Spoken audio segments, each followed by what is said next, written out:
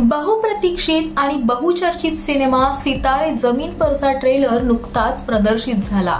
आमिर खानच्या तारे जमीन पर या सिनेमाचा हा सिक्वल असून गेल्या अनेक दिवसांपासून हा सिनेमा चर्चेत होता।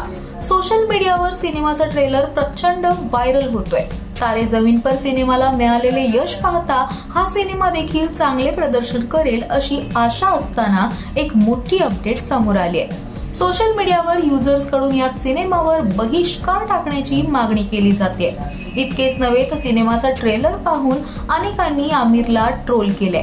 यामागे नेमकं कारण काय ते या व्हिडिओतून जाणून घेऊया। आमिर खान स्टार सितारे जमीन पर या सिनेमाचा ट्रेलर समोर आल्यानंतर अगदी काही तासातच ट्रेंड करताना दिसला। एकीकडे अनेक सेलिब्रिटी या सिनेमाचे कौतुक करत आहेत, तर दुसरीकडे नेटकऱ्यांनी मात्र ट्रोलिंगचा सूर धरलाय। ट्रेलर रिलीज झाल्यानंतर अवघ्या काही तासातच युजर्स कडून हा सिनेमा बॉयकॉट करा अशी मागणी केली गेली। सध्या एक्स वर बॉयकॉट सितारे जमीन पर हा हॅशटॅग ट्रेंड होतोय। ट्रेलरला हजारो व्ह्यूज असूनही हा सिनेमा बॉयकॉट करण्याची मागणी का होतीये? शिवाय आमिर खान ट्रोल का होतोय असा प्रश्न उपस्थित होतो। आमिरच्या ट्रोलिंगचे कारण सांगायचे म्हणजे त्याचे 2020 मधील काही फोटो व्हायरल होत आहेत।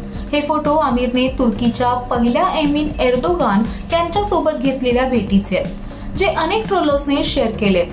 2020 साली आमिर खान लाल सिंग चड्डाच्या शूटिंगसाठी तुर्कीत गेला होता। त्यावेळीही तुर्की आणि पाकिस्तानमध्ये मैत्रीचे संबंध होते आणि म्हणून आमिरला टीकांचा सामना करावा लागला। दरम्यान गेल्या काही दिवसांपासून भारत पाकिस्तानमध्ये तणावपूर्ण परिस्थिती असताना तुर्कीने पाकिस्तानला खुला पाठिंबा दिलाय। याचा संदर्भ घेत सोशल मीडियावर आमिरला ट्रोल केलं जातंय। याशिवाय सितारे जमीन पर हा सिनेमा ट्रोल होण्याचे कारण असे की अनेकांनी हा सिनेमा कॉपी असल्याचा दावा केलाय। हॉलिवूडचा सिनेमा चॅम्पियन्सचे कथानक चोरी करण्यात आल्याचा दावा केला जातोय, ज्यामुळे सितारे जमीन पर या सिनेमावर बहिष्कार टाकायची मागणी केली जाते।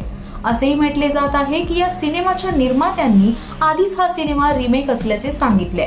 एकूणच ही पूर्ण परिस्थिती सिनेमाचे भविष्य धोक्यात टाकण्याचे संकेत आहेत असे म्हटले तर चुकीचे वाटायचे कारण नाही।